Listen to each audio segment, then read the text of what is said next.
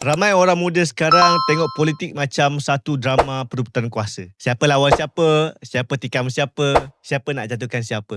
Sampai ada yang cakap, alah semua ahli politik ni sama je lah. Tapi aku rasa kan, ramai yang overlook satu benda penting lah. Dalam politik, kuasa tu memanglah penting. Sebab tanpa kuasa, engkau tak boleh lah nak ubah negeri, kau tak boleh nak bentuk ekonomi, kau tak boleh nak create peluang kerja untuk rakyat. Persoalannya bukan siapa nak kuasa. Persoalannya siapa yang paling tahu guna kuasa tu untuk majukan negeri. Dan dekat Johor sekarang, aku rasa benda tu yang ramai anak muda nampak dan juga tengah nilai. Sebab kalau tengok demografik Johor hari ni, majoriti pengundi dah terdiri daripada generasi muda dan juga working adult. So, diorang dah tak vote dah semata-mata sebab sentimen lama. Diorang vote sebab nak tengok hasil, nak tengok ekonomi bergerak, nak tengok ada peluang pekerjaan, nak tengok negeri berkembang. Dan kalau kita jujur lah kan, kita tengok negeri Johor sekarang, negeri ni memang dah tengah bergerak laju dah pun ke depan. Pelaburan masuk makin besar, pembangunan infrastruktur pun makin agresif, hubungan ekonomi dengan Singapura juga makin kuat. Projek JSXZ pun dah jadi perhatian pelabur luar dah. So benda ni bukan berlaku sebab sendiri. Dia berlaku bila kerajaan negeri ada kestabilan politik dan ada leadership yang jelas.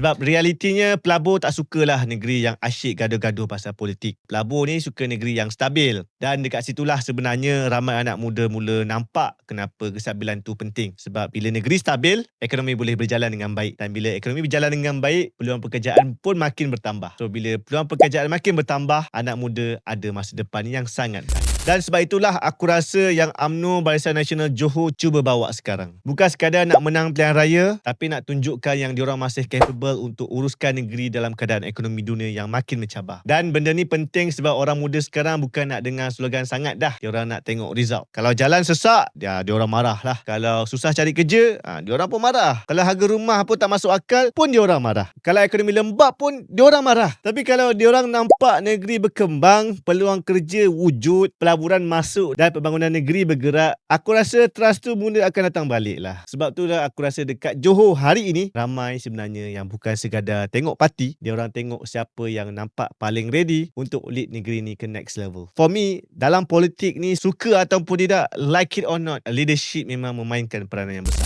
Dan akhirnya orang muda Johor bukan nak politik yang paling bising, diorang nak negeri yang stabil, ekonomi yang berkembang, peluang pekerjaan yang jelas dan pemimpin yang tahu arah masa depan Johor. Sebab bila Johor kuat, anak muda Johor pun ada masa depan yang lebih kuat.